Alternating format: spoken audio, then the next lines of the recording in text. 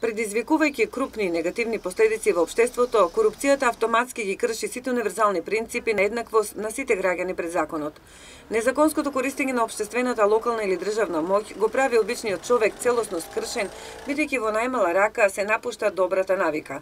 Дали Штипјани смета дека ова непосакувана појава е наметната и им ја уништува представата за мирен и достоинствен живот, кој на некој начин треба да им биде загарантиран со самото тоа што припаѓа на определена законски уредена функционална заедница, односно дали според нив има зачестеност на коруптивни појави од најниско до највисоко скалило.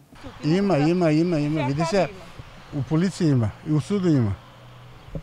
Да, оти види се, на полицијата ние пријавуваме, баш и јас. Неколку пати ја пријавувано. Сега скоро и од лани запишат, дојдат, еми ги кажам кои се тие криминалци, кои се... И ништо, уживат, они само знаат да взимат плати високи, разбираш? Иначе ништо фајда од нив. Апсолутно. Па не сум такви услови имал, редовно се ги регулирал тие работи и не сум имал врска со во корупцијата. А следејќи ги сега медиумите и во има, значи, шо е истина, шо не е, али веројатно има. Подмитнување, проневера, перење на пари, правење отстапки од строго дефинирани правила на однесување, корупцијата во духовна смисла значи и морална нечистотија или отстапка од идеи. Централизираната корупција најчесто се среќава кај личности кои се вработени во државен или локален сектор, статус кој го користат за лична корист. Но оваа состојба најчесто е невозможна да се обелодени и да се докаже. Во поголем случај, коруптивната активност се спроведува без или евентуално со еден сведок и секогаш двете страни инволвирани се во добивка. Може би затоа обичниот човек е на став дека има сознание за оваа негативна појава, ама во себе ги држи и за нив не сака да говори отворено. И најчесто некој друг не е виновен. Но од каде дошла навиката за коруптивно однесување? Да ги следиме сите настани у Европа, гледаме едни од други, од сите тие одат, шетат низ Европа, низ свето и тоа се пренесува и кај нас. И кај нас се одржува тоа. Не е таков народ.